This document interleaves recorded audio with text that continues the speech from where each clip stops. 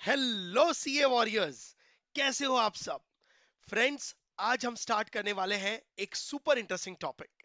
But देखो students, इस video का मेन ऑब्जेक्टिव ये नहीं है कि हम हर टॉपिक के डिटेल में घुसें, बल्कि ये समझें कि एग्जाम के पॉइंट ऑफ व्यू से क्या इंपॉर्टेंट है और क्या याद रखना है स्मार्टली बट नॉट हार्डली। ये वीडियो आपको एक क्रिस्प और समराइज्ड रिवीजन देगा ताकि ये बुक आपके लिए एक सेल्फ स्टडी पार्टनर बन जाए। और मुझे फुल कॉन्फिडेंस है इस चैप्टर के बाद आप कोई भी एमसीक्यू एग्जाम में इजीली सॉल्व कर पाओगे। तो चलो, बिना टाइम वेस्ट किए स्टार्ट करते हैं रैपिड फायर रिवीजन। और हाँ, अगर ये नोट्स यूजफुल लगे तो अपने दोस्तों के साथ जरूर शेयर करना।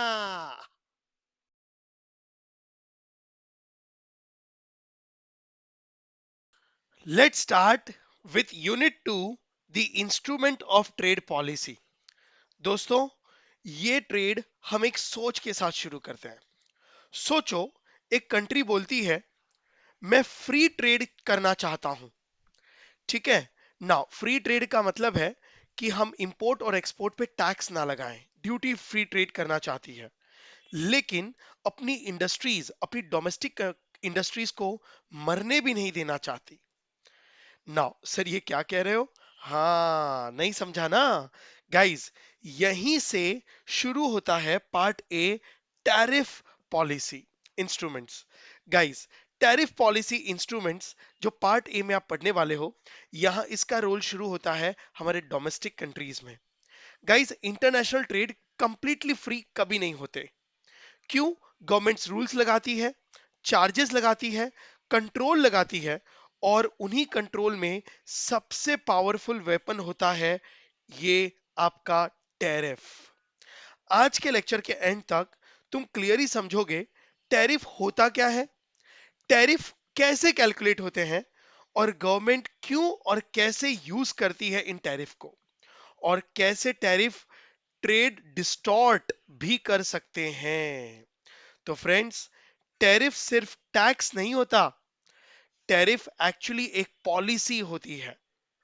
नाउ, तो अब सवाल आपके दिमाग में आ रहा होगा, इतनी बार ये टैरिफ टैरिफ टैरिफ कर रहा है, व्हाट इज टैरिफ? क्या होती है टैरिफ? टैरिफ को कस्टम ड्यूटीज भी कहते हैं। नाउ, स्टूडेंट पूछते हैं सिर्फ टैरिफ का सिंपल क्या मतलब हो सकता होगा? गाइस, तो लिसन केयरफुली। टैरिफ एक फाइनेंशियल चार्ज होता है ना, वो एक टैक्स होता है जो गवर्नमेंट गुड्स और सर्विसेज पे ना लगाती है जब वो इंपोर्ट या एक्सपोर्ट होते हैं। मतलब टैरिफ इंटरनेशनल ट्रांजैक्शंस पे लगाए जाते हैं। सिंपल वर्ड्स में कहूं, बॉर्डर क्रॉस करते ही गवर्नमेंट बोलती है पहले आप ड्यूटी दो। हाँ, अब यहां पे, और ड्यूटी इंपोर्ट पे भी लगती है और एक्सपोर्ट पे भी लगती है। ओके, नाउ इंपोर्ट ड्यूटी ज्यादा कॉमन होते हैं फ्रेंड्स, ये याद रखना। एक्सपोर्ट ड्यूटी कंपैरेटिवली बहुत कम लगती है, क्योंकि हर कंट्री की गवर्नमेंट इंपोर्ट को रिस्ट्रिक्ट करना चाहती है और एक्सपोर्ट को प्रमोट करना चाहती है, इसलिए एक्सपोर्ट ड्यूटी कंपैरेटिवली बहुत कम लगती है। ओके, नाउ अब सवाल ये आता है, सर ये टैरिफ का ऑब्जेक्टिव क्या है? गाइस, गवर्नमेंट का टैरिफ को लेकर दो ही मेन गोल्स हैं। पहला, डोमेस्टिक इंडस्ट्रीज को प्रोटेक्ट करना। हाँ, फॉरेन गुड्स जब इंडिया में आएंगे, डोमेस्टिक कंट्री में आते हैं तो बहुत सस्ते होते हैं, तो वो डोमेस्टिक इंडस्ट्री से कॉम्पीट करने लग जाते हैं। तो अगर ड्यूटी ना लगे तो लोकल इंडस्ट्री सरवाइव नहीं कर पाएगी। इससे टैरिफ फॉरेन गुड्स को महंगा बनाता है ताकि डोमेस्टिक प्रोड्यूसर्स को प्रोटेक्शन मिले। तो जब फॉरेन गुड्स पे टैक्स लगता है तो टैरिफ महंगी हो जाती है, और फॉरेन गुड्स कंट्री में महंगी होती है ताकि डोमेस्टिक कंट्री के साथ फॉरेन गुड्स का एक हेल्दी हेल्दी कंपटीशन हो और डोमेस्टिक इंडस्ट्रीज प्रोटेक्ट हो सके। दूसरा ऑब्जेक्टिव है रेवेन्यू जनरेट करना। टैरिफ गवर्नमेंट के लिए टैक्स रेवेन्यू का सोर्स होता है। तो गाइस, लॉजिकली अगर मैं एक लाइन में बोलूं, तो टैरिफ डबल रोल प्ले करता है। टैरिफ प्रोटेक्शन भी देता है और टैरिफ टैक्स रेवेन्यू भी देता है ना?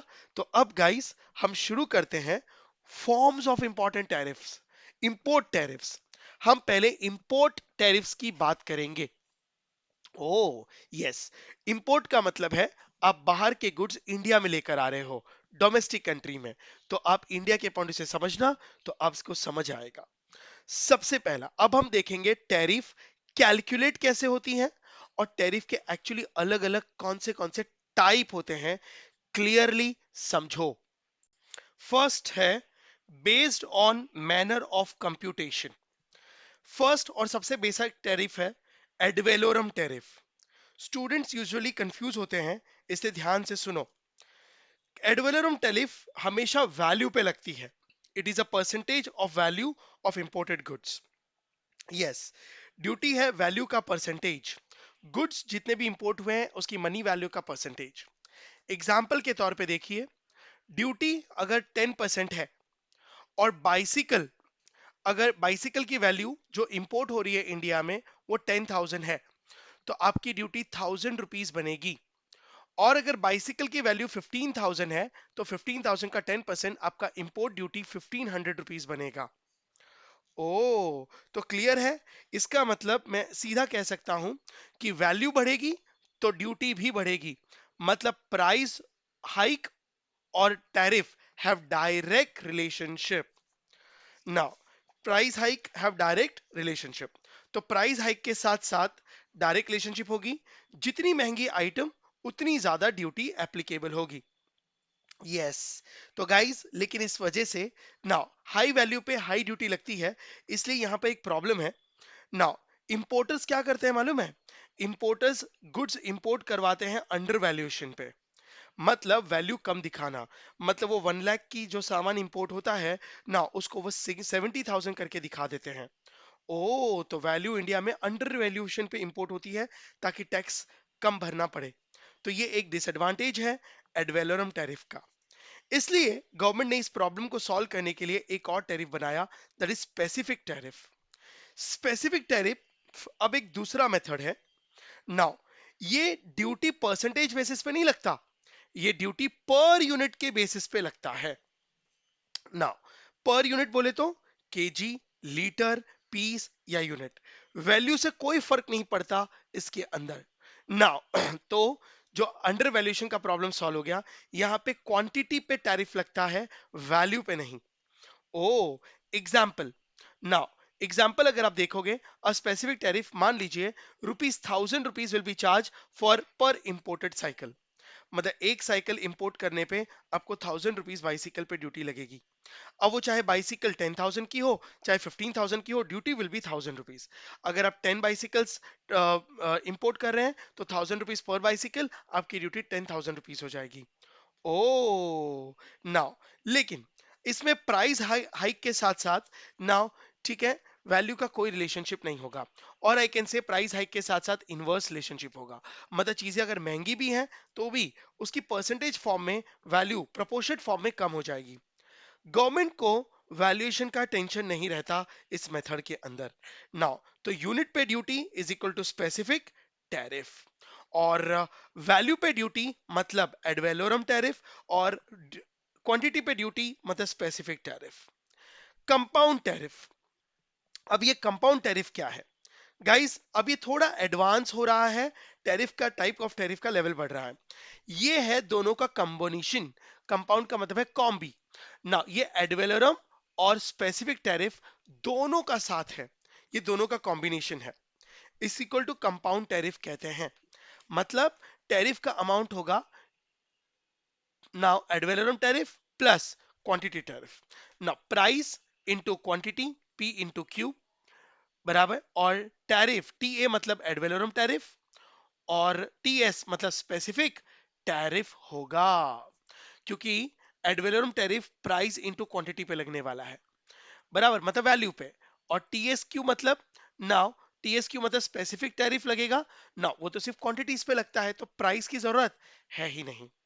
ओके, मतलब अगर मैं आपको एग्जांपल पे तौर पर बोलूं, तो ड्यूटी ऑन चीज, अगर चीज इंपोर्ट की जा रही है इंडिया में, तो चीज एट 5% प्लस एडवेलोरम ₹100 पर किलोग्राम, तो वैल्यू पे 5% भी लगेगा, पर प्लस पर केजी ₹100 भी लगेगा।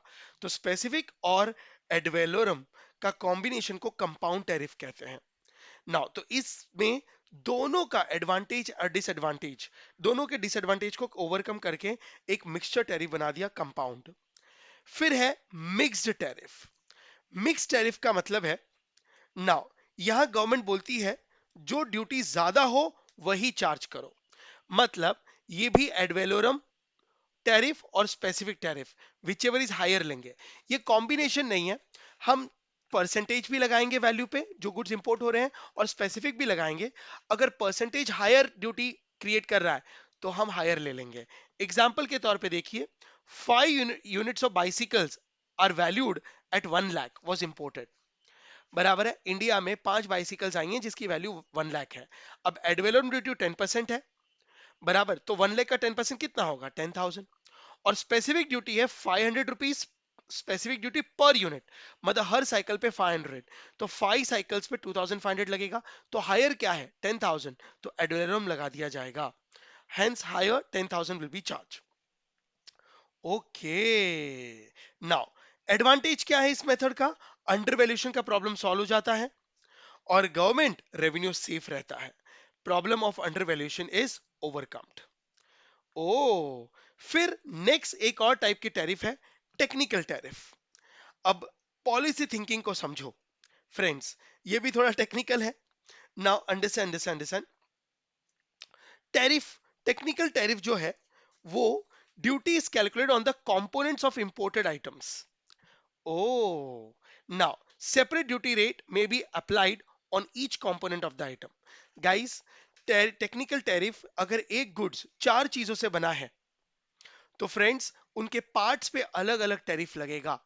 ओ यस, जैसे 3,000 rupees on solar panel plus 50 rupees per KG on battery. अगर आपने कोई solar system, solar plant import किया है तो सोलर प्लांट के साथ साथ, पैनल के साथ साथ बैटरी भी आई होगी, तो बैटरी पे अलग से ड्यूटी लगेगी 50 रुपीज पर केजी, और सोलर पैनल पे 3,000 रुपीज। मतलब उसको हर पार्ट को, ठीक है ना, अलग अलग ड्यूटी लगाई जाएगी। उसे टेक्निकल टैरिफ कहते हैं क्योंकि थोड़ी टेक्निकलिटी को इंडिकेट करता है। ओ, नेक्स्ट है टैरिफ रेट कोटा, TRQ। अब गाइस एक और पॉलिसी थिंकिंग को समझो। TRQ का मतलब है कोटा प्लस टैरिफ। ना, अब कोटा का क्या मतलब है, कोटा का मतलब है एक मिनिमम क्वांटिटी फिक्स की गई है, अगर उतनी क्वांटिटी इंडिया में इंपोर्ट होती है तो उस पर कोई ड्यूटी नहीं लगेगी। जैसे फॉर एग्जांपल, अगर मान लो कि कोई मेडिसिन है, अब मेडिसिन के लिए गवर्नमेंट ने कहा है कि ये पूरे साल में 20,000 kg मेडिसिन ना इंपोर्ट की जा सकती है, तो 20,000 kg का कोटा है, राइट। अब 20,000 kg तक इंपोर्ट होगा तो कोई ड्यूटी नहीं लगने वाली, लो और निल रेट, मतलब ड्यूटी फ्री होगा। लेकिन 20,000 kg के कोटा खत्म होने के बाद अगर 21st kg 1,000 किलो एक्स्ट्रा आ रहा है तो फिर उस पर टैरिफ लगा दी जाएगी। तो higher rate of tariff on import beyond the specified limit. Okay, तो टैरिफ फिक्स लिमिट तक, फिक्स क्वांटिटी तक आइदर लो होगा, और उस लिमिट को क्रॉस करने के बाद आपको हाई टैरिफ लगा दी जाएगी। इसका ऑब्जेक्टिव क्या है, इसका ऑब्जेक्टिव है डोमेस्टिक प्रोड्यूसर्स को प्रोटेक्ट करना, बराबर, ताकि सप्लाई ना बढ़ जाए फॉरेन प्रोडक्ट्स की, और लिमिटेड इंपोर्ट अलाउड, जितनी जरूरत है उतना ही इंपोर्ट अलाउ करना। ओके, तो इसका अगर मैं एक लाइन में बोलूं टैरिफ रेट कोटा में, तो फर्स्ट एंट्री एक लिमिट तक चीप रहेगा और उसके बाद एक्स्ट्रा कॉस्टली हो जाएगा। All of you understood? Yes sir. अब आ जाओ सेकेंड ग्रुप ऑफ, मैंने बेटर अंडरस्टैंडिंग के लिए नाउ ग्रुप्स, टैरिफ के ग्रुप बना दिए हैं based on intention to levy. पहला था basics, based on manner of computation, कि टैरिफ कंप्यूट कैसे होते हैं। सेकेंड है इंटेंशन टू लेवी। अब टैरिफ लगाने के अपने अपने अलग अलग इंटेंशंस होते हैं, उस इंटेंशंस को जताया जा रहा है। सबसे पहला टैरिफ है variable tariff. Guys, now variable tariff, ठीक है, ये क्या है concept. Guys, duty is fix in such a way that imported price is equal to domestic price. अब देखो वेरिएबल टैरिफ क्या होता है ना, अगर यहां पे इतनी ड्यूटी लगाई जाएगी इंपोर्टेड गुड्स पे कि वो डोमेस्टिक गुड्स के प्राइस के पार पे आ जाएगा और हेल्दी कंपटीशन होगा। मतलब फॉर एग्जांपल, इंडिया में कोई एक कंपनी है जो बैटरी बनाती है और इंडिया में 10 रुपए में बेचा जाता है, ये डोमेस्टिक कंपनी का रेट है। अब गवर्नमेंट ने एक फॉरेन कंपनी को अलाउ किया है बैटरी इंपोर्ट करने के लिए। तो एक यूएस बेस्ड कंपनी से बैटरी आ रही है। अब वो कंपनी इतनी एडवांस है कि वो सेम क्वालिटी की बैटरी 5 रुपए में इंडिया में बेच सकता है। तो अब ये डोमेस्टिक कंट्री का कंपटीशन तो खत्म हो जाएगा, डोमेस्टिक कंट्री को कम्पीट होगा और लोग सारी फॉरेन बैटरीज खरीदेंगे और डोमेस्टिक इंडस्ट्री इफेक्ट हो जाएगी। तो गवर्नमेंट क्या करती है, फॉरेन कंपनी ने इंडिया में 5 रुपीज में बैटरी भेजी, तो गवर्नमेंट इसको पार पे लाने के लिए 5 रुपीज की इंपोर्ट ड्यूटी लगा देगी, वेरिएबल टैरिफ ना। मतलब इसकी कोई लिमिट नहीं है, बस पर्पस है कि ये भी डोमेस्टिक इंडस्ट्री के पार पे आ जाए या उससे थोड़ी महंगी हो जाए। ओ, अगर बैटरी 2 रुपीज की आती है, कंपनी इंडिया में 2 रुपीज में बैटरी बेच रही है, तो फिर ड्यूटी 8 रुपीज कर देंगे, कैसे भी करके 10 रुपीज होगा। मतलब दिस टैरिफ इज वेरिएबल, ज्यादा टैरिफ भी लग सकता है, कम टैरिफ भी लग सकता है, क्योंकि इसका ऑब्जेक्टिव है डोमेस्टिक प्राइस से इंपोर्टेड गुड्स के प्राइस को मैच कर देना, इक्विवेलेंट कर देना। ओके, नेक्स्ट है प्रोहिबिशन टैरिफ। अब यहां पे इंटेंशन क्या है टैरिफ लगाने का? गाइस, यहां पे इंटेंशन है ना उस गुड्स को इंडिया में पूरी की तरीके से इंपोर्ट बंद करना। तो ड्यूटी इतनी हाई होती है, प्रोहिबिशन टैरिफ नाम ही है नाउ, कि इंपोर्ट बिल्कुल बंद हो जाता है, complete protection to the domestic industries. ओ, तो प्रोहिबिशन टैरिफ मतलब वो गुड्स को हम इंडिया में प्रोहिबिट कर रहे हैं। नेक्स्ट है एस्केलेटेड टैरिफ। अब एस्केलेटेड टैरिफ क्या होती है? गाइस, ये एग्जाम का फेवरेट है। ड्यूटी रेट प्रोग्रेसिवली इंक्रीज होता है। ओ, मतलब रॉ मटेरियल पे लो ड्यूटी लगेगी, सेमी फिनिश गुड्स पे हाई ड्यूटी लगेगी और फिनिश गुड्स पे सबसे हाईएस्ट ड्यूटी लगेगी। मतलब मैं एग्जांपल ले रहा हूं, रॉ मटेरियल पे 5% ड्यूटी, तो अगर आप रॉ मटेरियल इंपोर्ट करते हो स्टील या रबर, तो उस पे 5%। लेकिन सेमी फिनिश गुड्स आ रहे हैं, बाइसिकल के फ्रेम्स आ रहे हैं जो स्टील के बने हैं या रबर के टायर बने हुए आ रहे हैं, तो 10% ड्यूटी लगेगी। ओके, लेकिन अगर पूरी की पूरी बाइसिकल आ रही है, मतलब फिनिश गुड्स आ रहे हैं, तो उस पर 15% ड्यूटी लग जाएगी। तो ये इसे कहते हैं एस्केलेटेड, मतलब जैसे जैसे गुड्स की वैल्यू बढ़ रही है, आपका ड्यूटी रेट भी बढ़ेगा। रॉ मटेरियल रॉ होता है, लेकिन उसको थोड़े से सेमी फिनिश गुड्स में कन्वर्ट कर दिया है, तो उसकी वैल्यू बढ़ गई है, वैल्यू एडिशन हुआ है, तो आपकी ड्यूटी भी एस्केलेट करेगी। अगर फिनिश गुड्स बन चुके हैं तो वैल्यू और एडिशन हुआ है, तो आपकी ड्यूटी और एस्केलेट करेगी। ओके, नाउ दिस इस मेथड का ऑब्जेक्टिव क्या है एस्केलेटेड का? गाइस, डोमेस्टिक इंडस्ट्रीज को प्रोटेक्ट करना, सिंपल। डेवलपिंग कंट्रीज को इस एस्केलेटेड टैरिफ की मदद से डेवलपिंग कंट्रीज को फोर्स किया जाता है कि हमको रॉ मटेरियल भेजो, फिनिश गुड्स नहीं भेजो।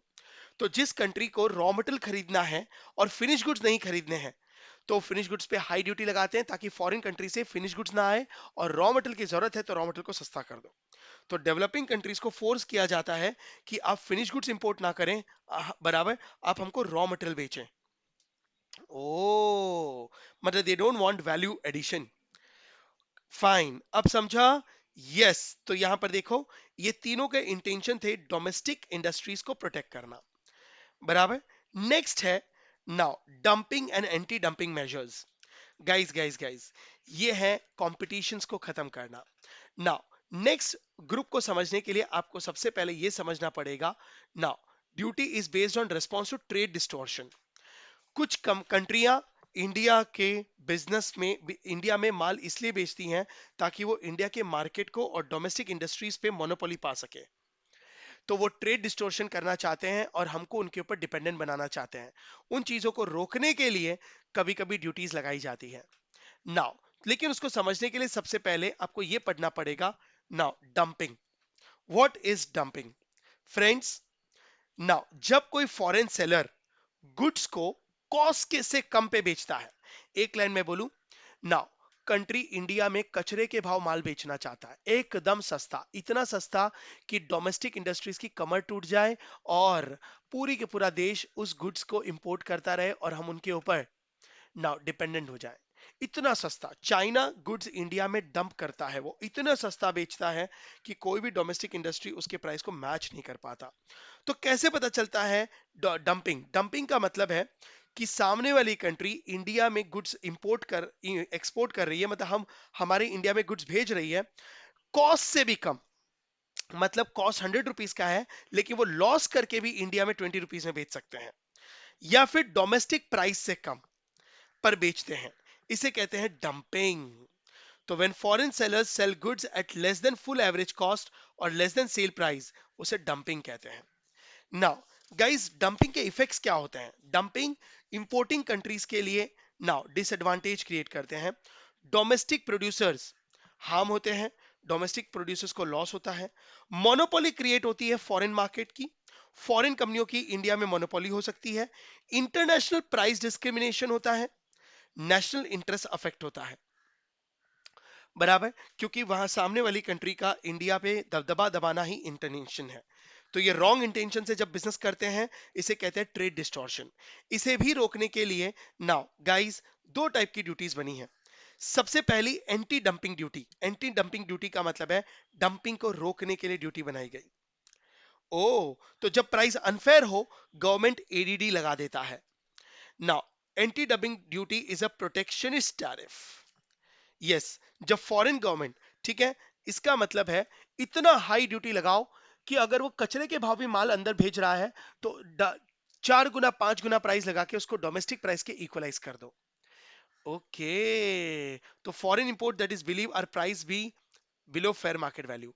ADD trigger the price. Tax लगा देने से ना उनके प्राइसेस बॉर्डर पे ही बढ़ जाते हैं। Strategy, when foreign goods are sold at unfair low price in importing countries. Government ये टैक्स सिर्फ तब लगाती है जब उनको सामने वाली कंट्री का इंटेंशन पता चलता है कि वो इंडिया में माल बेच रहे हैं मार्केट को खत्म करने के लिए, अपनी मोनोपोली करने के लिए, तब वो लगाते हैं एडीडी। एक और ड्यूटी है CVD, countervailing duty. Guys, जब फॉरेन गवर्नमेंट सब्सिडी देती है, now to neutralize subsidy, CVD लगाई जाती है। सर क्या मतलब है? मतलब है जैसे इंडिया और चाइना, चाइना चाहता है कि हमारी इंडिया वाले हमसे गुड्स खरीदें। नाउ तो चाइना क्या करता है, मान लो कि उनका जो प्रोडक्ट है वो 100 रुपए का है, उनकी कॉस्ट 100 रुपए है। चाइना इंडिया को 20 रुपए में बेचने को तैयार है। अब वो कैसे बेचते हैं? ना चाइना गवर्नमेंट वहां के मैन्युफैक्चरर्स को कहता है एक काम करो, तुमको ये प्रोडक्ट कितने का पड़ रहा है? 100 रुपए। तो चाइनीज बिजनेसमैन कभी लॉस खा के तो बेचेंगे नहीं। तो चाइनीज गवर्नमेंट वहां पे उनको सब्सिडीज देती है उन बिजनेसमैन को कि तुम्हारा 80 रुपए का लॉस हम बेयर करेंगे, तुम इंडिया में 20 रुपए में बेचो। तो चाइनीज बिजनेसमैन कहते हैं हमारा क्या जा रहा है, अगर गवर्नमेंट लॉस बेयर करने को तैयार है, हम 100 रुपए की चीज 20 में बेचेंगे। अब प्रॉब्लम क्या है, वही सेम चीज हमारे इंडिया के डोमेस्टिक प्रोड्यूसर्स भी बनाते हैं ना 120 रुपए में। अब सोचो, इंडिया के लोगों को एक चाइना का प्रोडक्ट 20 रुपए में मिले और Indian manufacturer made in India product 120 में मिले, तो लोग कौन सा प्रोडक्ट खरीदेंगे? ऑफ कोर्स चाइना, सस्ता मिल रहा है। क्योंकि वहां की गवर्नमेंट ने उनकी कंपनियों को सब्सिडीज देके जानबूझ के इंपोर्ट करवाया है। तो उनका इंटेंशन क्या है? ताकि हमारे इंडस्ट्रीज को लॉस हो। तो गवर्नमेंट सीवीडी लगाएगी। गवर्नमेंट क्या करेगी? नाउ इसके ऊपर 200 रुपए का टैक्स लगा देगी, काउंटर वेलिंग। मतलब इसके सीवीडी को नलीफाई करने के लिए या तो वो 80 रुपए का सीवीडी दे देगी, टैक्स लगा देगी। तो इनका 80 रुपए का सब्सिडी, चाइनीज गवर्नमेंट का 80 रुपए का 80 सब्सिडी, नाउ क्या हो गया? न्यूट्रलाइज कर दिया। तो काउंटर वेलिंग ड्यूटी नाउ फॉरेन कंट्री की सब्सिडी को न्यूट्रलाइज करने के लिए उतनी ड्यूटी लगा दी जाती है। ओके, तो CVD trigger to negate unfair government subsidies of exporting countries. Exporting countries मतलब फॉरेन कंट्री, हम इंडिया के पॉइंट से पढ़ रहे हैं, India is an importing country. तो गाइज, दोनों में बेसिकली डिफरेंस क्या है? एडीडी प्राइस अनफेयर को रोकता है और सीवीडी सब्सिडी अनफेयर को रोकता है। ये प्राइस अनफेयर पे लगाई जाती है और ये सब्सिडी अनफेयर पे लगाई जाती है। दोनों में थोड़ा सा फर्क है, लेकिन दोनों डंपिंग को रोकने के लिए बने हैं। ओके, नेक्स्ट है now based on agreements. Based on agreements, guys, based on agreement arrangements. अब ये क्या है सर? Now listen. सबसे पहला है most favoured nation, MFN. Now ये दो कंट्रियों के बीच में अग्रीमेंट होने पे ये टैरिफ डिसाइड की जाती है। मोस्ट फेवर्ड नेशन, आगे हम डब्ल्यूटीओ के साथ भी पढ़ेंगे। मोस्ट फेवर्ड नेशन में नॉर्मल टैरिफ लगाई जाती है। ये नॉन डिस्क्रिमिनेटरी होती है, डब्ल्यूटीओ मेंबर्स के लिए बनाई जाती है। मतलब नाउ गाइस, ये tariff, most favoured nation tariff का मतलब है डब्ल्यूटीओ में जितने भी मेंबर्स हैं, अगर किसी मेंबर कंट्री ने दूसरे मेंबर कंट्री को जितना टैरिफ लगाया है वो ही सेम टैरिफ सारे मेंबर कंट्रीज पे लगने चाहिए, मतलब मेंबर टू मेंबर डिस्क्रिमिनेशन को रोकने के लिए now most favoured nation tariff बना है। तो MFN tariff are normal non-discriminatory tariff charged on imports from other members countries of WTO to prevent discrimination and favoritism in trade relation. Okay, so some country impose a higher tariff than MFN rate for import for non WTO countries. Non WTO countries के लिए आप अलग rate लगा सकते हो, लेकिन जितनी भी मेंबर कंट्रीज हैं, अगर आपने एक भी कंट्री पे 10% लगाया तो आपको सारी मेंबर कंट्रियों पे 10% लगाना होगा। आप मेंबर्स के बीच में भेदभाव नहीं कर सकते। इसे कहते हैं मोस्ट फेवर्ड नेशन। तो MFN rates higher than preferential trade agreements. MFN rate थोड़े से हायर हो सकते हैं ना। अब ये प्रेफरेंशियल ट्रेड टैरिफ क्या होती है गाइस? ये tariff MFN most preferred nation से लोअर होता है ना, फ्री ट्रेड अग्रीमेंट्स के अंडर आता है। ओफन ये जीरो भी हो सकता है। प्रेफरेंशियल टैरिफ का मतलब है हम दूसरी कंट्री के गुड्स को प्रिफर कर रहे हैं, तो प्रेफरेंशियल टैरिफ हमेशा लोअर देन MFN होगा, क्योंकि हम खुद प्रीफर कर रहे हैं, हम कुछ कंट्रीज को सपोर्ट कर रहे हैं। हो सकता है कि प्रेफरेंशियल टैरिफ जीरो भी हो सके, मतलब हम दूसरी कंट्रियों के गुड्स पे, कुछ दोस्ती वालों के कंट्रियों के गुड्स के इंपोर्ट पे हम टैरिफ ही ना लगाएं। मतलब हम कुछ कंट्रीज को प्रिफर दे रहे हैं, प्रेफरेंस दे रहे हैं। हमारी जरूरत है ना, जब हमारी जरूरत होती है तो हम कंट्री को प्रिफर करते हैं। ओ, बाउंड टैरिफ। बाउंड टैरिफ का मतलब है दो WTO मेंबर कंट्रीज के बीच में लीगल कमिटमेंट या लीगल एग्रीमेंट होता है नाउ, ठीक है, कि आप कितना टैरिफ हमारे गुड्स इंपोर्ट और एक्सपोर्ट पे लगाएंगे। ओके, तो बाउंड का मतलब है लीगल कमिटमेंट होते हैं दो देशों के बीच में, WTO मेंबर कंट्रीज के बीच में अग्रीमेंट होता है, और एक बार आपने जो लीगल कमिटमेंट कर दी फिर आप उस टैरिफ को बढ़ा नहीं सकेंगे, आप उतनी टैरिफ के लिए बाउंड हो जाएंगे। Okay. Now, once bound tariff can be changed only after negotiating. Yes. तो बाउंड टैरिफ लीगल कमिटमेंट है, ये मैक्सिमम लिमिट होती है, इससे कम लगाया जा सकता है, इसके ऊपर नहीं लगाया जा सकेगा टैरिफ, और इंक्रीज नेगोशिएशन के साथ ही होगी।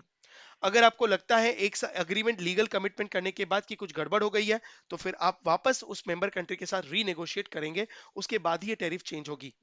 ओके, बाउंड टैरिफ का एडवांटेज ये है कि ये ट्रांसपेरेंसी और प्रेडिक्टेबिलिटी लेकर आती है, एक कंट्री दूसरे कंट्री के ऊपर भरोसा लाती है और बिजनेस आसान हो जाते हैं। नेक्स्ट है applied tariff. Applied tariff is nothing but it's an actual duty charge on import for an MFN status country as per agreement of bound tariff. Guys, bound tariff अगर मान लो कि दो देशों के बीच में, जैसे इंडिया एंड रशिया के बीच में, नाउ WTO मेंबर्स हैं, के बीच में हुआ है कि हम ऑयल पेट्रोल पे 20% टैरिफ लगाएंगे। तो अब ये मैक्स है, वो 20 का 21 नहीं कर सकते, लेकिन ये मैक्सिमम है। तो हो सकता है कि इंडिया रशिया पे सिर्फ 12% टैरिफ लगाए।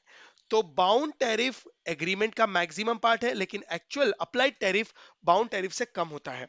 मतलब applied tariff is actually a part of bound tariff only.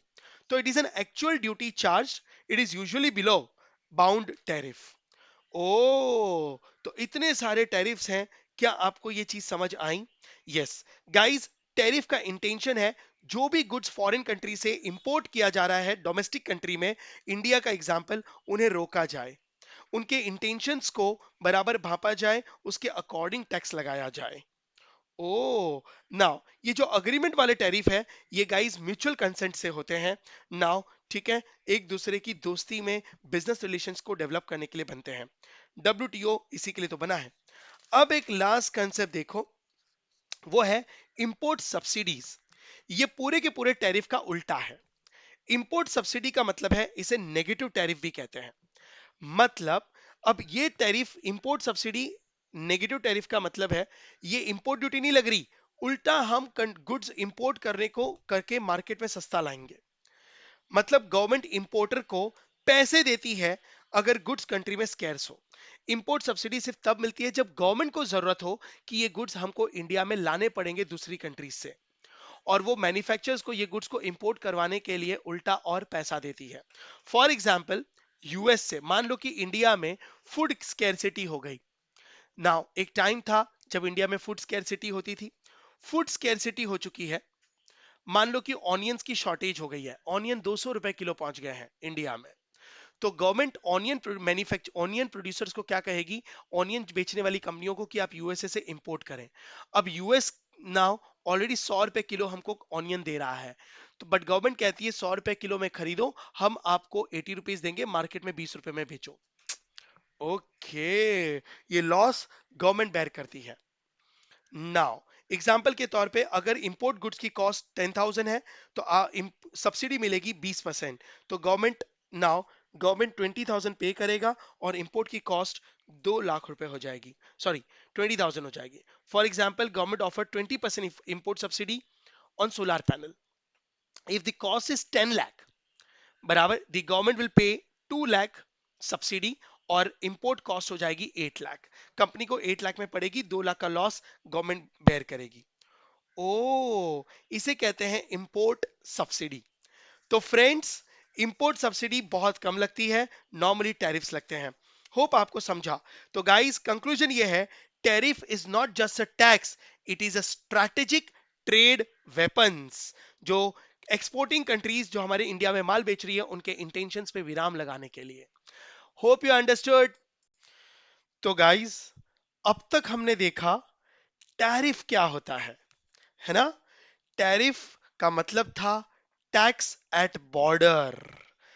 लेकिन एक ऑनेस्ट सवाल पूछूं, अगर गवर्नमेंट टैक्स लगाए बिना इंपोर्ट को कंट्रोल कर सकती हो, तो क्या टैरिफ ही सब कुछ है? बोलो, सोचो। आंसर है नो। टैरिफ सब कुछ नहीं है। इंपोर्ट को रोकने के लिए बहुत सारे अदर तरीके भी हैं। और guys, most modern trade restrictions अब आते हैं। मॉडर्न दुनिया में टैरिफ एक ट्रेडिशनल टेक्निक है, और भी बहुत सारे तरीके हैं जिससे डोमेस्टिक कंट्री इंपोर्ट को रोककर अपने डोमेस्टिक इंडस्ट्रीज को प्रोटेक्ट कर सकती है। वो है ना, वो बॉर्डर पे दिखाई नहीं देते, वो तरीके, वो मेथड्स बॉर्डर पे दिखाई नहीं देते, लेकिन ट्रेड को स्लो कर सकते हैं, कॉस्टली कर सकते हैं, और इम्पॉसिबल बना देने की ताकत रखते हैं। और गाइस, यहीं से हमारा चैप्टर शुरू होता है, part B, non tariff measures, और I can say non tariff barriers. मंत्र याद रखो दोस्तों, टैरिफ ट्रेड को महंगा करता है, लेकिन हमारा जो टॉपिक है वो नॉन टैरिफ है। नॉन टैरिफ मेजर्स ट्रेड को मुश्किल बनाता है। तो पार्ट ए जो टैरिफ था, उसमें हम इंपोर्ट ड्यूटी लगाकर बॉर्डर्स पे इंपोर्ट को, गुड्स को महंगा कर रहे थे। लेकिन अब जो टॉपिक पढ़ने वाले हैं, वो ट्रेड को महंगा नहीं करेंगे, लेकिन वो ट्रेड को इम्पॉसिबल या फिर डिफिकल्ट बनाते हैं, जिससे इंपोर्ट डीमोटिवेट हो सके। ओके, तो let's start with a non tariff measures. पहला टॉपिक आता है कि भाई, what is the difference between non tariff measures versus non tariff barrier. Topic को शुरू करने से पहले ये डिफरेंस जानना बहुत जरूरी है दोस्तों। नाउ सबसे पहले देखते हैं नॉन टैरिफ मेजर्स। सबसे पहले ये कंफ्यूजन क्लियर करते हैं कि एनटीएम और एनटीबी में डिफरेंस क्या है। तो गाइस, नॉन टैरिफ मेजर्स एक लीगल रूल्स है, पॉलिसीज है, गवर्नमेंट के बनाए हुए रेगुलेशंस हैं, कंट्रोल्स हैं ना, जो कंट्री यूज करती है, जो गवर्नमेंट यूज करती है इंपोर्ट और एक्सपोर्ट को कंट्रोल या रेगुलेट करने के लिए। नाउ गाइस, इंपॉर्टेंट, एनटीएम का पर्पस सिर्फ रिस्ट्रिक्शन नहीं होता, कई बार रीजन है safety of the people, health, environment security, और नेशनल सिक्योरिटी। मतलब मतलब गाइस, नाउ टैरिफ बैरियर में जब हमने पार्ट ए पढ़ा था, तो मैंने वहां पे आपसे कहा था कि गवर्नमेंट बॉर्डर पे टैक्स लगाती है, इंपोर्ट ड्यूटी, कस्टम ड्यूटी। ना, उसके दो ही रीजन है, ताकि गुड्स इंडिया में आते आते महंगे हो जाएं और हम डोमेस्टिक कंट्रीज को प्रोटेक्ट कर सकें। बट गाइस, वो एक नैरो माइंडसेट है। कभी कभी गवर्नमेंट नाउ ट्रेड को रोकने के लिए बैरियर्स नहीं लगाती, बहुत सारे अदर मेजर्स होते हैं, जैसे नाउ कंट्री की सेफ्टी, लोगों की सेफ्टी, वो प्रोडक्ट सेफ है क्या नहीं, वो प्रोडक्ट को कंज्यूम करने से लोग बीमार तो नहीं हो जाएंगे, हमारे देश के health concern, environmental concerns, pollution तो ज्यादा नहीं होगा। अगर गवर्नमेंट को लगता है कि ये फेवरेबल गुड्स नहीं है नाउ, तो उसे रोका जाना चाहिए। वहां पर non trade variables, now non tariff measures काम आते हैं। So non tariff measures legitimate भी हो सकते हैं। ओके, अब आपको समझा? यस, तो अब सवाल ये है, तो सर फिर नॉन टैरिफ बैरियर्स क्या है? Guys, non tariff barrier non tariff measures का एक छोटा सा हिस्सा है। मतलब एक्चुअली एनटीएम का ही एक छोटा सा पार्ट है non tariff barrier. But non tariff barrier थोड़ा नैरो कंसेप्ट है। इसका ऑब्जेक्टिव कंट्री की सिक्योरिटी, लोगों का हेल्थ, अदर इश्यूज नहीं है। इसका एक ही ऑब्जेक्टिव है कि इंपोर्ट को रिस्ट्रिक्ट करना, बस, ताकि हम डोमेस्टिक कंट्रीज को प्रोटेक्ट कर सके। मतलब लॉजिकली एनटीबी जो नॉन टैरिफ बैरियर है और टैरिफ मेजर्स है, इन दोनों का ऑब्जेक्टिव सेम है। ओ, नाउ तो नॉन टैरिफ बैरियर लगाए जाते हैं जो ट्रेड को डेलिबरेटली ब्लॉक करता है। नाउ, और पर्पस क्लियर होता है, डोमेस्टिक इंडस्ट्रीज को प्रोटेक्ट करना और फॉरेन कॉम्पिटिशंस को हटाना। ओ, इसलिए याद रखो, all NTBs are actually NTMs, but all NTMs are not NTBs. Scope का डिफरेंस है। एनटीएम वाइडर स्कोप है और एनटीबी एनटीएम का सबसेट है, मतलब नैरो स्कोप है। तो एनटीपी का इंटेंशन ज्यादा प्रोटेक्शन लेना है, डोमेस्टिक कंट्रीज को प्रोटेक्ट करना है, लेकिन एनटीएम का हेल्थ कंसर्न, बराबर, नाउ, ठीक है, पोल्यूशंस में एनवायरमेंटल कंसर्न भी है। तो एनटीएम इज ब्रॉडर। तो आओ अब आगे देखते हैं स्कोप ऑफ एनटीएम। अब आपको नॉन टैरिफ मेजर तो समझ गया होगा। एनटीएम को ब्रॉडली नाउ दो पार्ट में डिवाइड किया जाता है, एक टेक्निकल एस्पेक्ट और एक non technical aspect. Okay, technical aspect और एक non technical aspect. Guys, technical aspect क्या है? अब हम आते हैं प्रोडक्ट स्पेसिफिक रूल्स पर। Technical barrier to trade, guys ये क्या है? सर टीबीटी का क्या मतलब होता है? नाउ सिंपल लैंग्वेज में बताऊं, TBT are the rules that decide product का डिजाइंस। ओ, technical measures and non technical measures. Guys, इसका लॉजिक बहुत सिंपल है। टेक्निकल मेजर्स मतलब प्रोडक्ट्स की क्वालिटीज को चेक करना। अगर प्रोडक्ट की quality, quantity, food safety, environmental protections, अगर उनको लगता है कि जो गुड्स हम इंपोर्ट कर रहे हैं, गाइस, अगर वो कंट्री को हार्म करता है, कंट्री के लोगों को हार्म करता है, तो उसे रोकना जरूरी है। यहाँ पे डोमेस्टिक इंडस्ट्रीज को प्रोटेक्ट करना इंटेंशन नहीं है, health, environment. Non technical measures, अब ये भी देखना होता है कि ट्रेड रिक्वायरमेंट्स क्या है। अब ये क्वालिटी क्वांटिटी पे फोकस नहीं होता, ये फोकस होता है shipping requirement, custom formality, taxation policies क्या करी जाए, टैक्स ज्यादा रखें या ना रखें, बराबर, ये बिजनेस ट्रेड को रिस्ट्रिक्ट करने के लिए। इंटेंशंस क्या है? इंटेंशन बड़े सिंपल है गाइस। अगर क्वालिटी से कॉम्प्रोमाइज है तो हार्ड मेजर्स लिए जाते हैं, थ्रेट मेजर्स भी लिए जा सकते हैं और अदर मेजर्स भी लिए जा सकते हैं। हार्ड मेजर मतलब बहुत ही स्ट्रिक्ट, हम एक्सपोर्टिंग कंट्रीज पे जिससे हम गुड्स खरीद रहे हैं बाहर के देशों से, उनके ऊपर हम एनटीएम बहुत ही हार्ड लगा सकते हैं, मतलब लेवल्स हैं। प्राइस क्वांटिटी कंट्रोल मेजर्स हैं। थ्रेट मेजर्स, थ्रेट मेजर्स, अगर अगर सामने वाली कंट्री जो हमारे कंट्री में एक्सपोर्ट कर रही है, हम उनसे खरीद रहे हैं, उनके इंटेंशन समझ में आते हैं, क्योंकि उनका इंटेंशन हेल्दी बिजनेस करना नहीं है, हमारे मार्केट को खराब करना है, हमारे डोमेस्टिक इंडस्ट्रीज को इन्फ्लुएंस करना है, तो गाइज फिर हम एंटी डंपिंग ड्यूटीज और सेफगार्डिंग ड्यूटीज जैसे चीजें लगा देते हैं। इंटेंशंस पे एनटीएम्स का लेवल बढ़ता है। अदर मेजर्स, और भी बहुत रीजंस हो सकते हैं नाउ, प्रमोट करने के और डीमोटिवेट करने के। तो आओ पहले देखते हैं टेक्निकल मेजर्स दोस्तों। नाउ टेक्निकल मेजर्स क्या है? स्टूडेंट पूछता है, sir what is TBT? Guys simple language में समझो, टीबीटी एक रूल्स है जो डिसाइड करता है कि जो गुड्स हम इंपोर्ट कर रहे हैं उसके प्रोडक्ट का डिजाइन क्या होगा, लेबलिंग कैसी होगी। नाउ मतलब यहाँ पे हम टेक्निकल एस्पेक्ट की बात कर रहे हैं, पैकेजिंग कैसा होगा, जो इंडिया में गुड्स ला रहे हैं उसकी टेस्टिंग कैसे करेंगे, क्वालिटी स्टैंडर्ड्स को कैसे चेक करेंगे? ओ, नाउ प्रोडक्ट तभी इंपोर्ट हो सकता है जो वो इन स्टैंडर्ड्स को फॉलो करे। मतलब कुछ रिस्की प्रोडक्ट्स होते हैं, कुछ कंट्रियों पे हमको भरोसा थोड़ा कम होता है, तो हम उनसे बिजनेस तो करेंगे, लेकिन बहुत सारी टेक्निकल बैरियर्स लगाने के बाद क्वालिटी, क्वांटिटी, पैकिंग, पैकिंग पे मैसेज, बराबर, ये सारी चीजें। जैसे देखो सिगरेट्स हमारे इंडिया में बिकती है, नाउ हैजर्डस तो है ना, तो गवर्नमेंट ने क्या किया है, सिगरेट्स को सेल को कम करने के लिए हायर टैक्सेस लगा दिए ताकि सिगरेट्स महंगी हो जाए।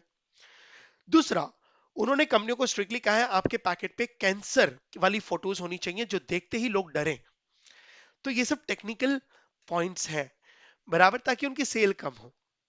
ओ, तो देखो क्या लिखा है, TBT are rules and regulations that control how product must be made, labelled और टेस्टेड, बराबर। और अगर कंट्री हमारे दिए हुए स्टैंडर्ड्स को फॉलो करती है तो हम उनके उनसे गुड्स खरीदेंगे, नहीं करती है तो हम उनसे गुड्स नहीं खरीदेंगे।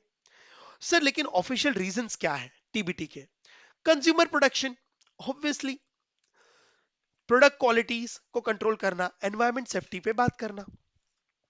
बट रीजनिंग को समझो गाइस, फॉरेन प्रोडक्ट को एक्स्ट्रा कॉस्ट भी होगा। अंदर की बात, अगर हमको किसी को रोकना है, हमको उसके गुड्स नहीं चाहिए, तो याद रखना मेच्योर्ड लोग डायरेक्टली ना नहीं कहते, वो काम ऐसे करते हैं कि सामने वाले को बराबर ना समझ आ जाती है। ना कह देने से रिलेशंस खराब हो जाता है। Am I correct? Yes. So a product तभी इंपोर्ट, तो रीजनिंग बड़ा सिंपल है, फॉरेन प्रोड्यूसर्स को एक्स्ट्रा कॉस्ट लगाना, अगर आप पैकिंग को लेवल को बढ़ा दोगे तो उनकी कॉस्ट बढ़ जाएगी, क्वालिटी के स्टैंडर्ड्स को बढ़ा दोगे तो उनकी कॉस्ट बढ़ जाएगी, क्वालिटी चेक के स्टैंडर्ड्स को बढ़ा दोगे तो क्वालिटी चेक करने के लिए लैब्स में जाएंगी तो उनकी कॉस्ट बढ़ जाएगी। डोमेस्टिक प्रोड्यूसर्स ऑलरेडी अडेप्टेड और इंपोर्ट डिफिकल्ट हो जाता है। तो गाइस, टीबीटी बहुत सिंपल है, ये फूड और नॉन फूड पे आता है। टीबीटी से एक्सपोर्टिंग कंट्रीज की कॉस्ट बढ़ती है, जिससे ट्रेड थोड़ा डिफिकल्ट हो जाता है और हम रिस्ट्रिक्शंस कर पाते हैं।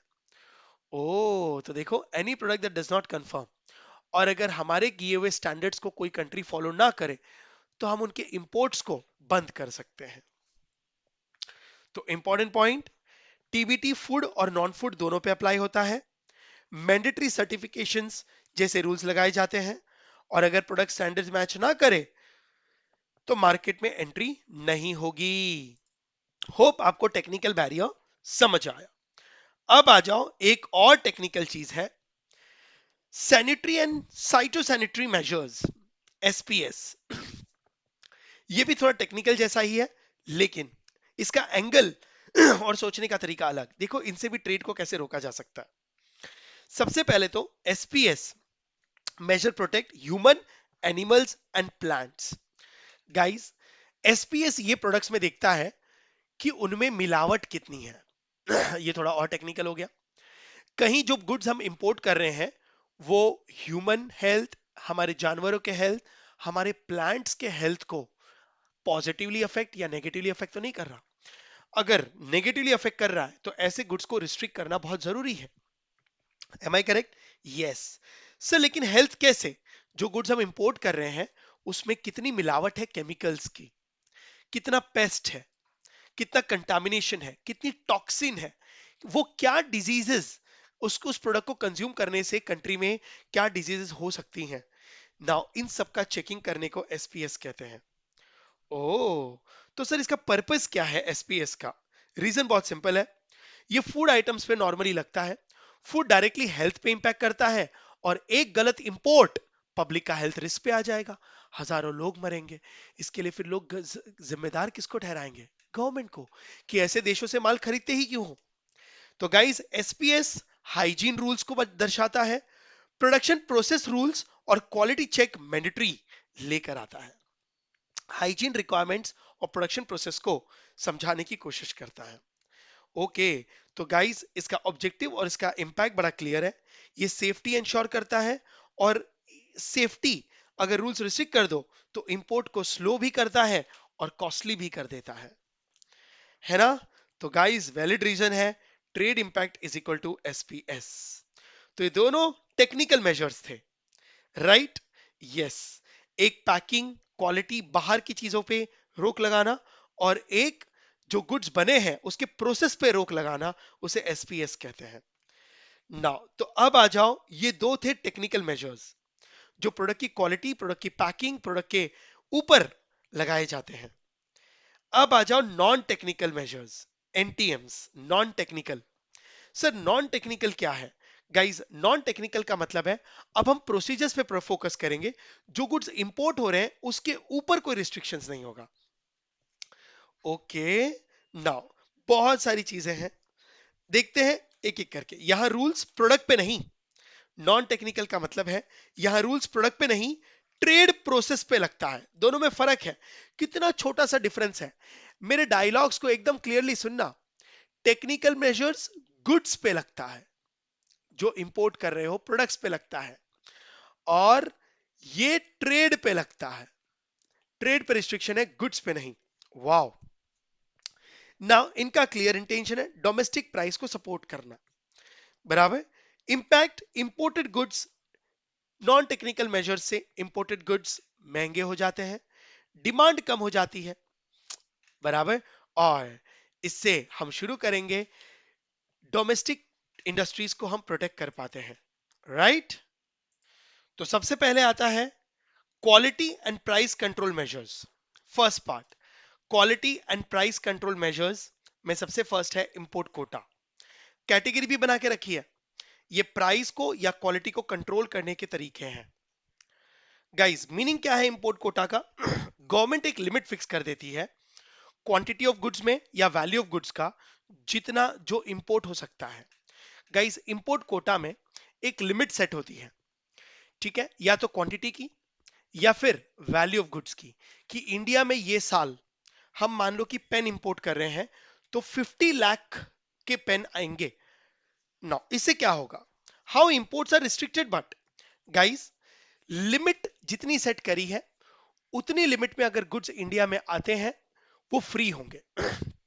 और एक बार अगर वो लिमिट रीच हो गई, उसके बाद उसके ऊपर टैक्स लगा दिया जाएगा, मतलब टैरिफ।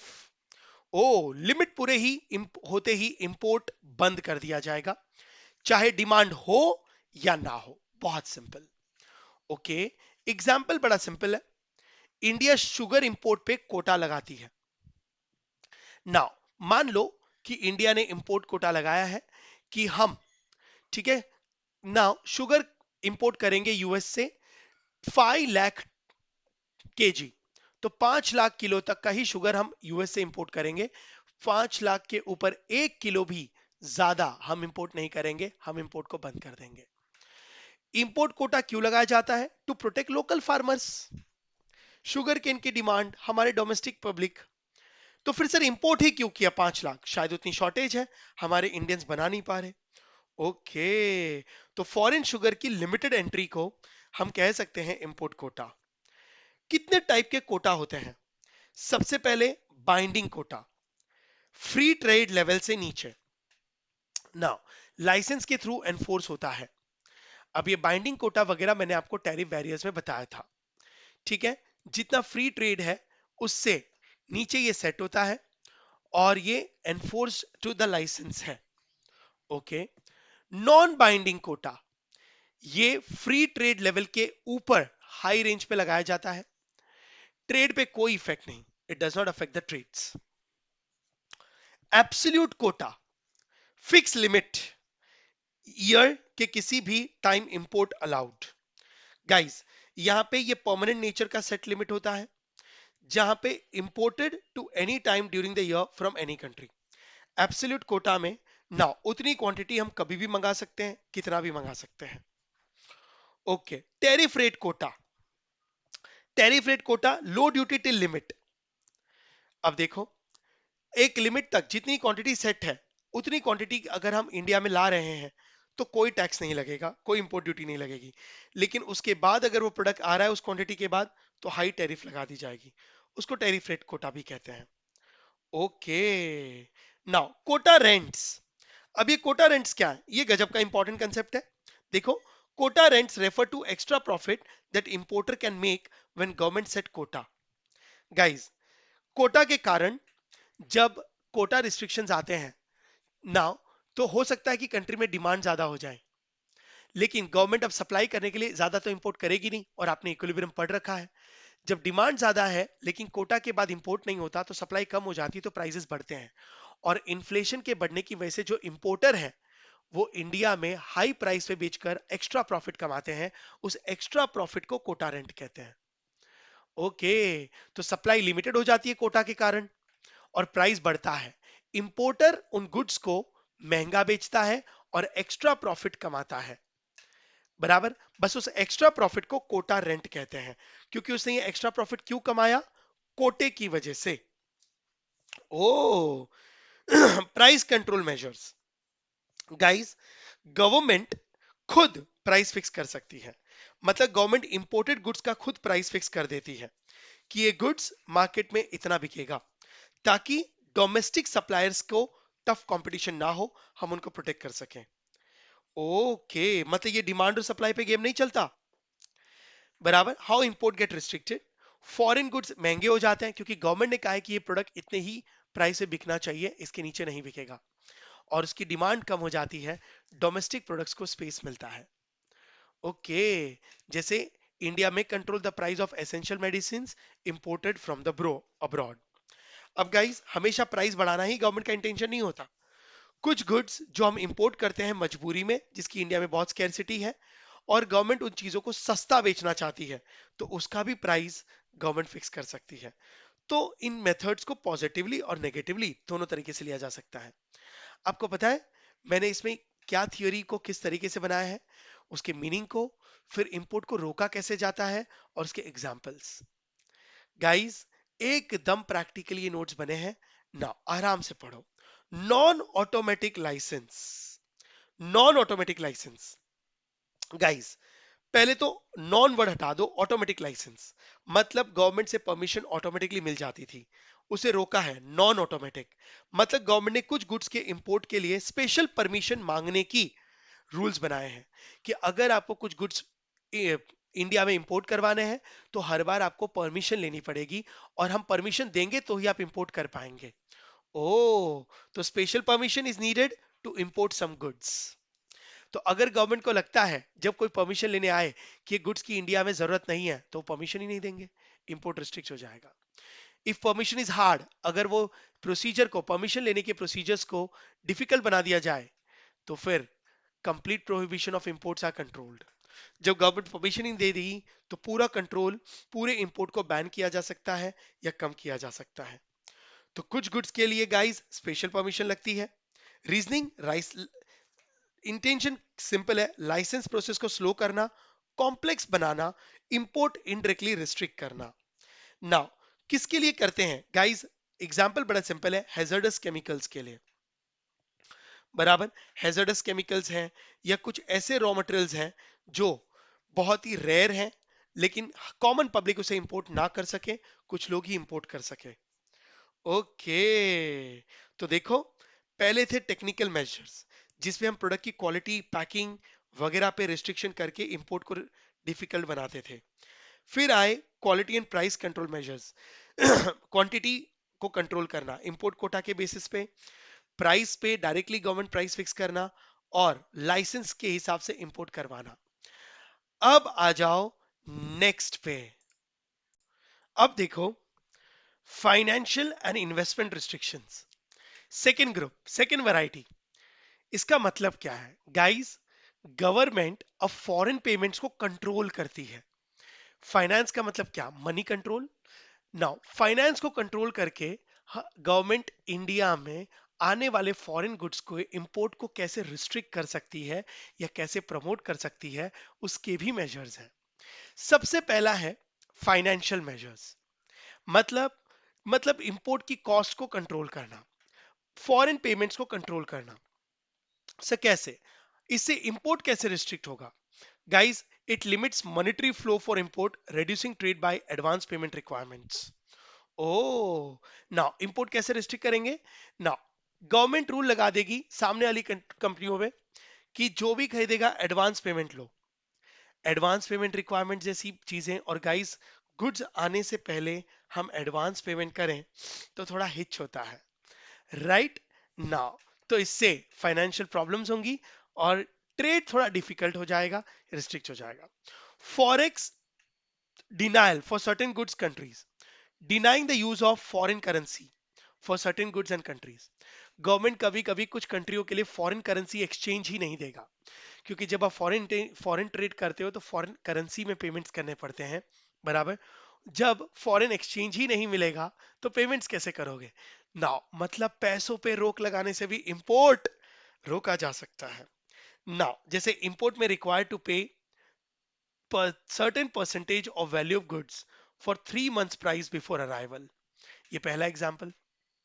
नाउ इंपोर्टर को, ठीक है, 3 महीने पहले एडवांस पेमेंट, एडवांस बुकिंग करनी पड़ेगी, तब गुड्स इंडिया में आएंगे। दूसरा, इंडियन गवर्नमेंट में restrict funds for importing luxury items. कुछ लग्जरी आइटम्स की गवर्नमेंट को लगता है नीड नहीं है, वो इंपोर्ट नहीं होना चाहिए, उसके लिए फॉरेन करेंसी इशू ही नहीं करेंगे। तो जब आपको फॉरेन करेंसी मिलेगी नहीं, आप सामने वाली कंट्री को पेमेंट ही नहीं कर पाएंगे, नाउ तो इंपोर्ट हमेशा डिस्करेज होगा। दूसरा तरीका क्या है? Local content requirement conditions. Local content guys, ये है इनडायरेक्टली चीजों को डिफिकल्ट बनाना। देखो, डायरेक्टली नहीं रोका जा रहा, इनडायरेक्टली ऐसे स्ट्रिक्ट रूल्स बना रहे हैं कि सामने वाली कंट्री जो हमारे इंडिया में एक्सपोर्ट करती है, हम इंपोर्ट करते हैं, वो एक्सपोर्टिंग कंट्रीज वो डीमोटिवेट हो जाएंगी एक्सपोर्ट करने में, कि यार इंडिया में इंपोर्ट करना बड़ा मगजमारी है। इसमें क्या है सर?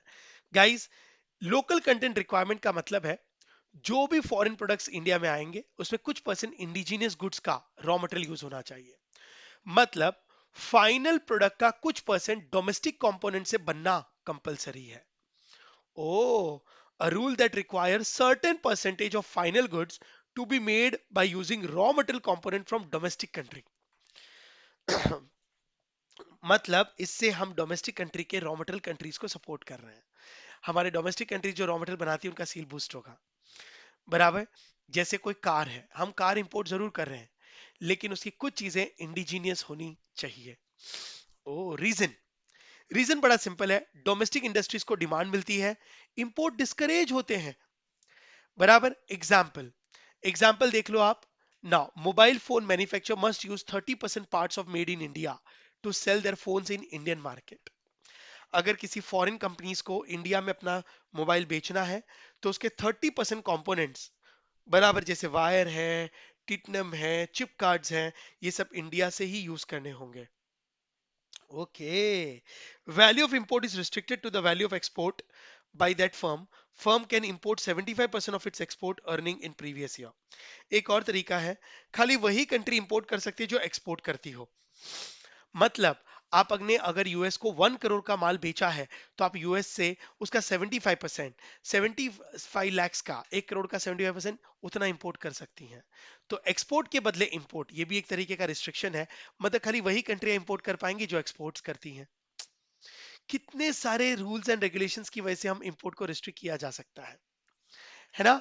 यस। नेक्स्ट है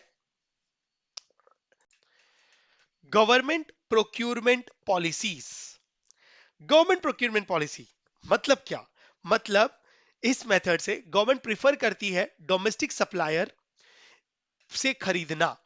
तो rules that government should purchase from domestic firm and foreign suppliers. Impact, import automatically reduce हो जाएगा।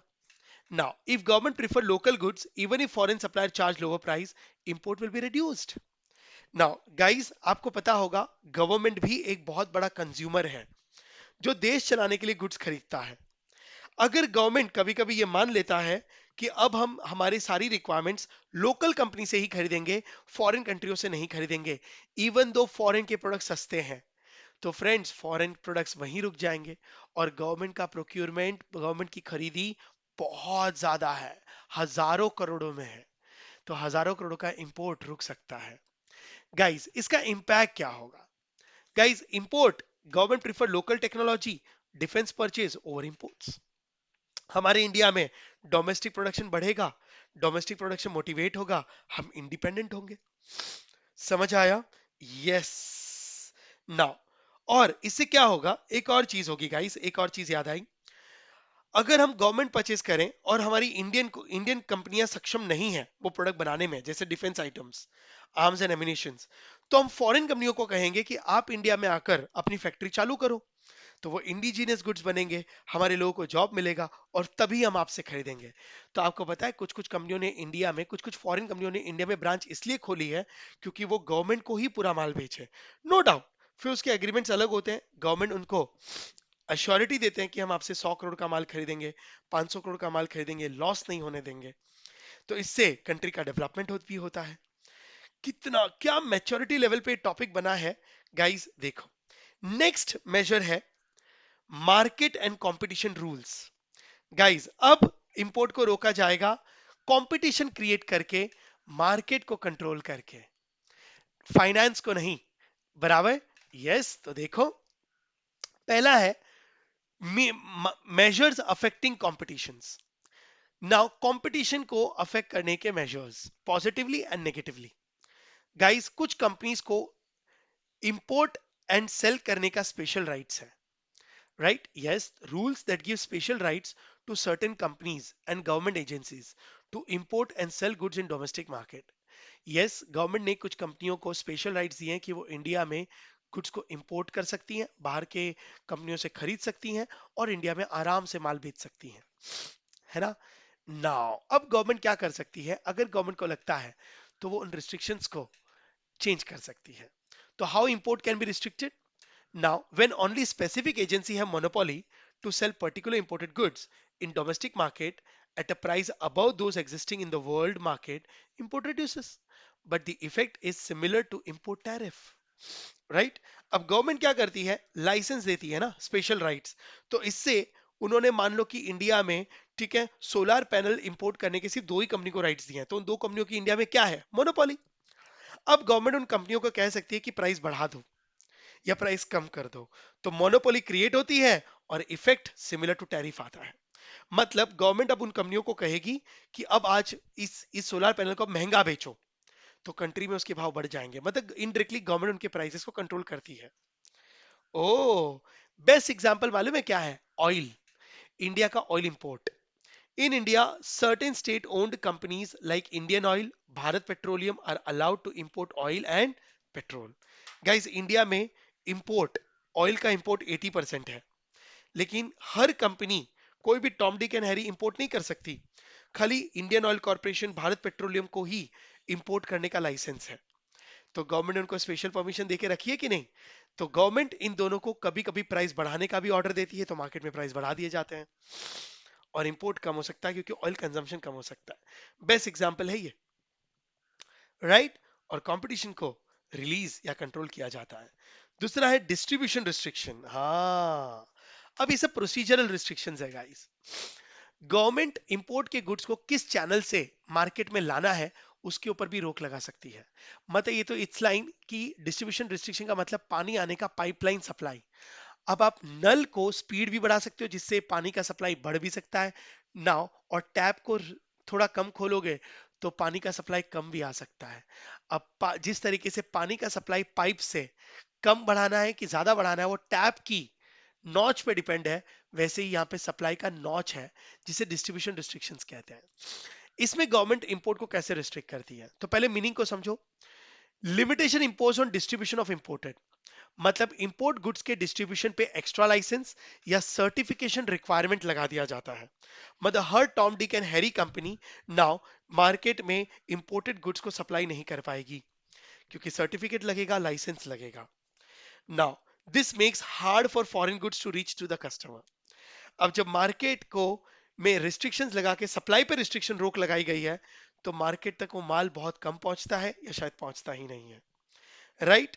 नाउ एग्जांपल ले लो, as restriction that imported fruits may be sold only through outlet having refrigeration facilities.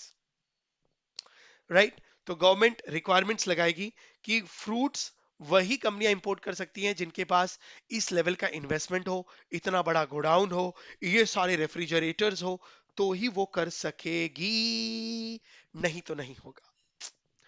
Okay, ये समझा distribution restrictions. Distribution restrictions के बाद है restrictions on post sale services. Restrictions on post sale services, ये क्या होता है? मीनिंग फॉरेन प्रोडक्ट के बाद सर्विस सिर्फ लोकल फर्म्स ही दे सकती हैं। Guys guys guys, post sale service का मतलब समझते हो? फॉरेन कंपनियों ने माल तो बेच दिया कस्टमर्स को, अब कस्टमर्स को उनमें प्रॉब्लम्स आती है उन प्रोडक्ट्स में, तो उन problems technical non technical repair वो कौन करवाए? तो गाइस, गवर्नमेंट ने इसलिए ये भी रूल्स बनाए हैं, कभी कभी वही गुड्स इंपोर्ट करेंगे जिसकी आफ्टर सेल सर्विस कोई इंडियन कंपनी देगा, मतलब फॉरेन कंपनियों को इंडियन कंपनी से टाई अप करना होगा। तो rules for providing services after the imported goods are sold in home country. इससे इंपोर्ट कैसे रिस्ट्रिक्ट होगा?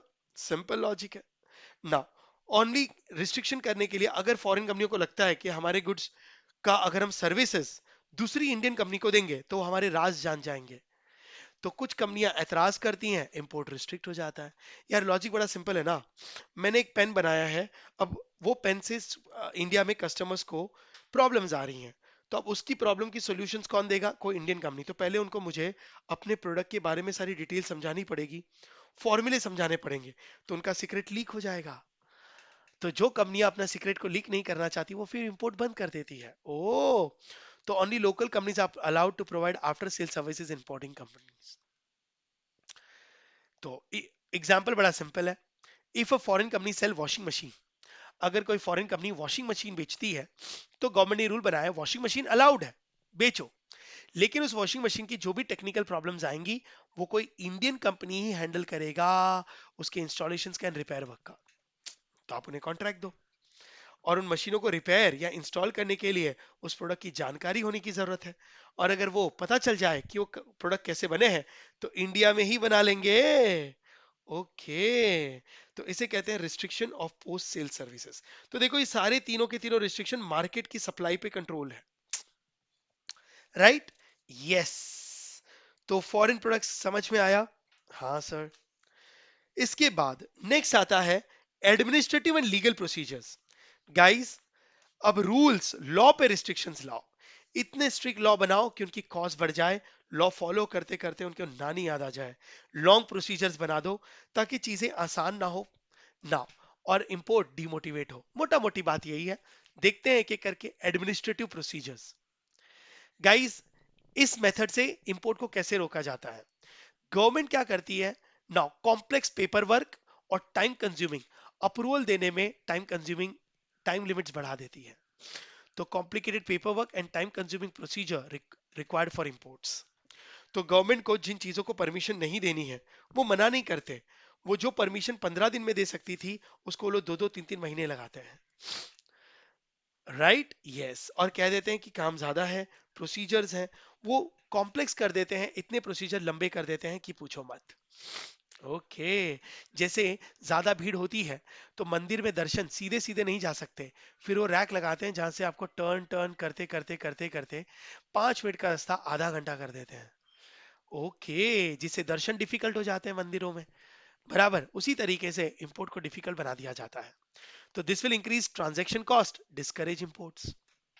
फॉर्मेलिटीज को पूरी करने के खर्चे बढ़ जाते हैं, कॉस्ट बढ़ जाती है, तो इंपोर्ट कम हो जाते हैं। Am I correct? Yes. Now आप एग्जांपल ले सकते हो। If any country want to import electronics into India, they might need to go through a long process of filing forms, getting clearance from multiple government departments and paying extra fees, right? तो importing कंपनियों को इतना तकलीफ देते हैं licence मिलने में कि वो खुद ही मना कर देते हैं, भाई ये बिजनेस नहीं करेंगे। रूल्स ऑफ ओरिजिन, यस, गजब का कंसेप्ट है गाइस।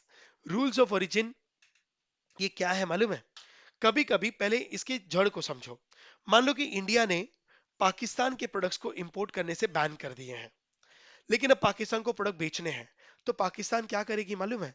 पाकिस्तान, ठीक है, चाइना में या रशिया में जाकर अपनी एक कंपनी खोलेगी, पाकिस्तानी खोलेगी, रशिया में इन्वेस्टमेंट करेगी, और वहां पे उस कंपनी को रशियन बताएगी, और पाकिस्तान वाले वही गुड्स पहले रशिया को में बेचेंगे, रशियन कंपनी को देंगे, और फिर रशियन कंपनी को बोलेंगे अब तुम इंडिया में बेचो। तो अल्टीमेटली पाकिस्तान ने ही इंडिया में बेच दिया इनडायरेक्टली। यस। तो गवर्नमेंट कहता है ऐसी बेवकूफी नहीं होनी चाहिए, इसलिए जो भी माल, जो भी गुड्स इंडिया में इंपोर्ट आएंगे, हमको उसका ओरिजिन जानना है कि वो प्रोडक्ट कहाँ बने हैं, हर एक पार्ट का ओरिजिन जानना है। ओ, यस। तो प्रोडक्ट का ओरिजिन प्रूव करना मैंडेटरी कर दिया जाता है, इसे कहते हैं rules of origin. Now, import duty or limits change based on the country where the product was produced. Need certification to prove the origin. Okay, समझे? Yes. Now, इससे क्या होगा? इससे टेरिफ कोटा बेनिफिट डिसाइड होते हैं. Example, car parts from multiple countries. अब देखो, India import करती है car made in Japan, but different parts of car come from different countries. It can make getting the certificate of origin more complicated. तो हम बोलने के लिए हम कार जापान से खरीद रहे हैं, पर जापान उन पार्ट्स को हो सकता है 10 देशों से खरीद रहा हो. हमको सबका ओरिजिन चाहिए. ओ यस. नाउ सर, लेकिन इसे चीटिंग कर रहे हैं इसलिए नहीं. कभी कभी क्या होता है, जैसे इंडिया का रशिया और इंडिया का बहुत अच्छा दोस्ती है. रशिया से जो भी गुड्स इंडिया इंपोर्ट करती है उस पे मान लो 2% इंपोर्ट ड्यूटी लगती है. लेकिन इंडिया का चाइना से नहीं जमता. अब चाइना वही गुड्स जो रशिया से हम खरीद रहे हैं, वही चाइना इंडिया को देने को तैयार है, लेकिन इंडिया वहां पे इंपोर्ट ड्यूटी 10% लगाती है. तो चाइना जेलस फील करती है कि भेदभाव कर रही है इंडिया, पर चाइना क्या जाने कि हमारा रशिया जिगरी दोस्त है. तो चाइना क्या करती है, 2% पे आने के लिए चाइना रशिया में अपनी एक कंपनी खोल देती है, चाइनीज कंपनी. नाम रशियन देती है, वहीं पे रजिस्टर करवाती है, और फिर है वो चाइना की कंपनी, और फिर वो कहती है हम तो रशिया से भेज रहे हैं, अब 2% लगा दो. तो इंडिया को लगता है कि वो जो चाइनीज कंपनी जो रशिया, वो रशियन कंपनी है, उस पर भी 2% लगता है. तो चाइना ने इनडायरेक्टली रशिया के थ्रू इंडिया में 2% पे बेच दिया कि नहीं. लेकिन अब गवर्नमेंट अगर रूल्स ऑफ ओरिजिन लगाए, तो even though Russian company Chinese माल बेच रही है, ओरिजिन से पता चल जाएगा कि ये चाइना का माल है, इवन दो रशिया से आ रहा है, उस पर 10% ही लगाया जाएगा. ओ नाउ थर्ड है सेफगार्ड मेजर्स. ये सब अब प्रोसीजर्स हैं जो गवर्नमेंट ने रूल्स एंड रेगुलेशंस बनाए हैं. नाउ गाइस, टेम्पररी, ये सेफगार्ड मेजर मेथड क्या है? इसके थ्रू हम इंपोर्ट को टेम्पररी रिस्ट्रिक्ट कर सकते हैं to protect local industries. Safe खेल रहे हैं.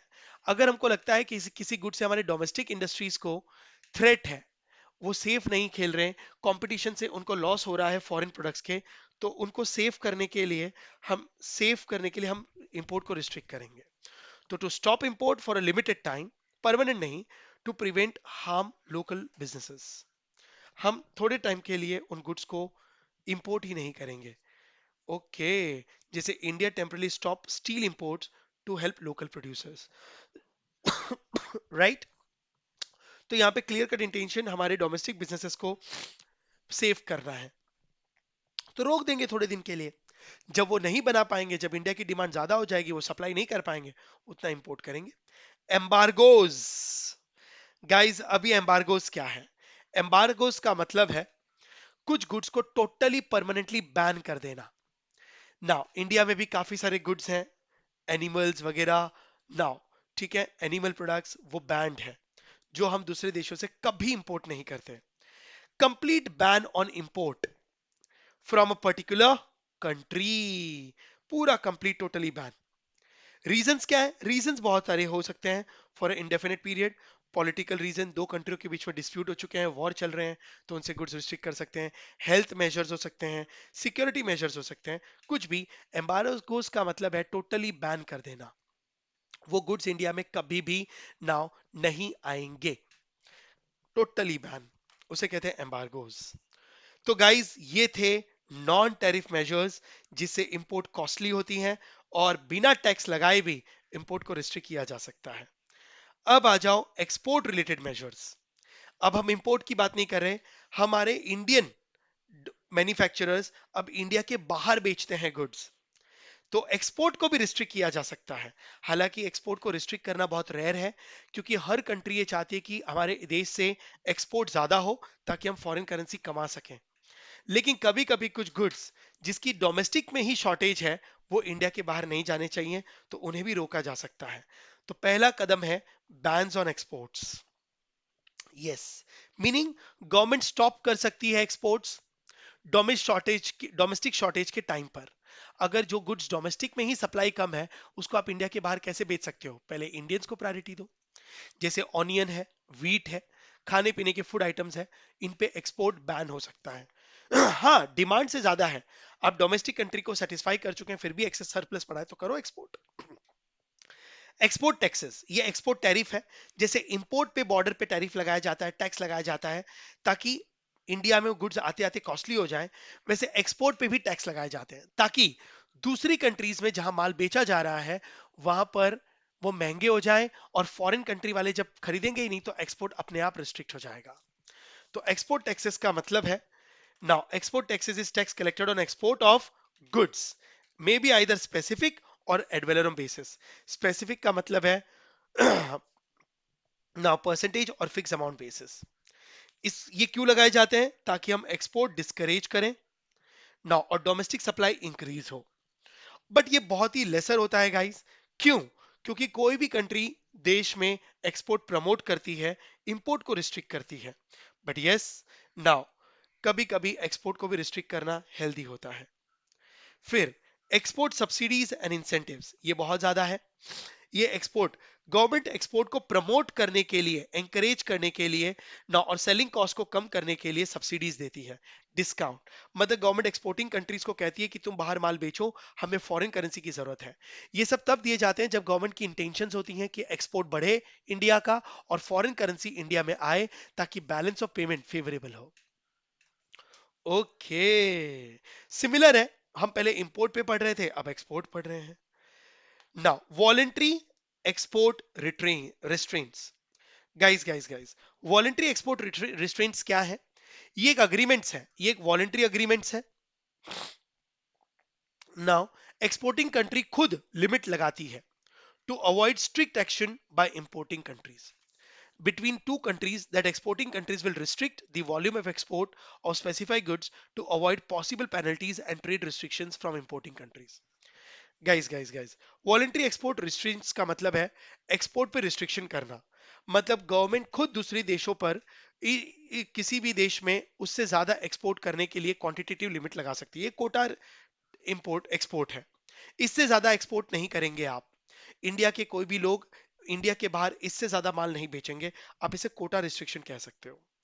ओ, जैसे इंडिया में agree to limit export of certain steel products to US, बराबर। So the US does not import strict trade barriers और high tariff on those products. हम बेचेंगे नहीं तो वहां पे प्रॉब्लम ही नहीं होगी। तो फ्रेंड्स, ये थे एक्सपोर्ट के मेजर्स। नाउ सिंपल लॉजिक, तो गाइस मैंने अब आपको बताया नॉन टैरिफ मेजर्स, जिसका मतलब है ये एक साइलेंट कंट्रोलर्स ऑफ ट्रेड है। They don't shout like tariff, बराबर। ये टैरिफ टैक्स कॉस्टली नहीं करते, ये ज्यादा आवाज नहीं करते, बट इंपोर्ट पे कंट्रोल बहुत ही डीपली करते हैं। राइट, होप आप लोग को ये हर एक मेथड लॉजिकली समझा। तो बस दोस्तों, ये था आज का quick revision. Simple words, clear concept, अब कोई कंफ्यूजन नहीं रहेगा। अगर सब कुछ समझ गया हो तो गाइस यस सर बोल दो, और एक बार और रिवाइज कर लो, ताकि एग्जाम में गलती की कोई जगह ना रहे। याद रखो, स्मार्ट स्टडी ही बेस्ट स्ट्रेटेजी होती है। रेगुलर रिवीजन से ही आपका कॉन्फिडेंस डबल होता है। और हाँ, अपने फ्रेंड्स को भी बोलो ये नोट्स लो, एग्जाम के लिए लाइफ सेवर है। कीप लर्निंग, कीप ग्रोइंग, और मिलते हैं नेक्स्ट रैपिड फायर रिवीजन के साथ।